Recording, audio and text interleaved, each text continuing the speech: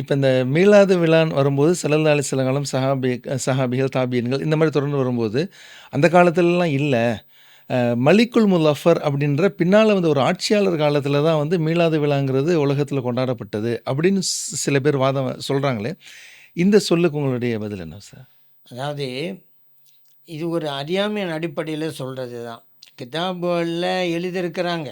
இந்த அல் மலிக்குல் முலஃபர் அபு சயீதுங்கிறவரு முதன் முதலாகண்டா மீளாத முதலாங்கிறதல்ல. ம், ம், ம். அவர் அரசாங்க ரீதியில் அவர் ஒரு மன்னரா இருக்கிறாரு. ம், ம். அரசு சார்புல முதலாக நடத்தியது இவரு தான்.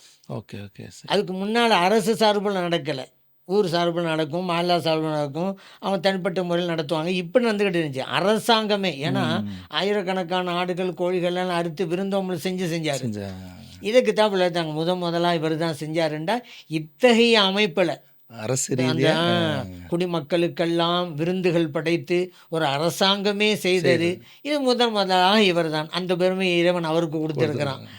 உண்மையில் அவர் கொடுத்து வைத்தவர் தான். உண்மையாக நல்ல மன்னர் தான் அவர். அவரை பற்றி வாழ்க்கையில் பார்த்தீங்களாக்கா மிகப்பெரிய நல்ல காரியம் குடிமக்கள் செஞ்சுருக்கிறாரு. நிறைய மதரசாக்கள், பள்ளி வாசல்கள், மருத்துவமனைகள் இதெல்லாம் கட்டி கொடுத்துருக்காரு அவருடைய காலத்தில்.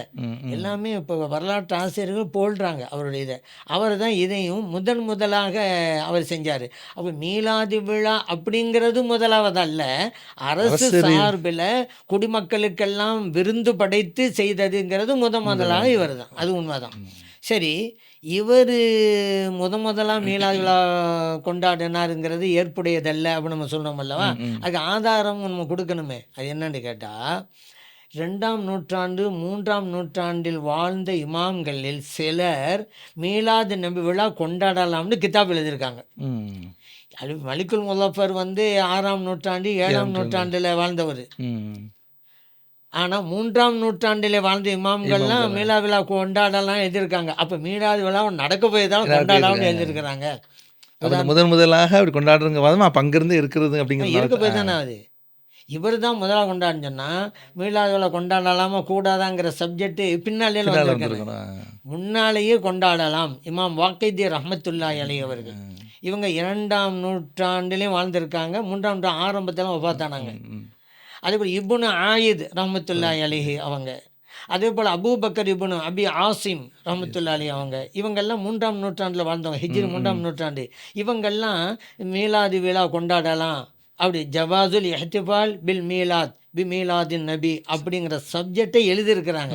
அப்போ அவர்கள் காலத்தில் இருந்திருக்கு. அப்போ 2ஆம் நூற்றாண்டு 3ஆம் நூற்றாண்டில் இருந்திருக்குதுல்ல.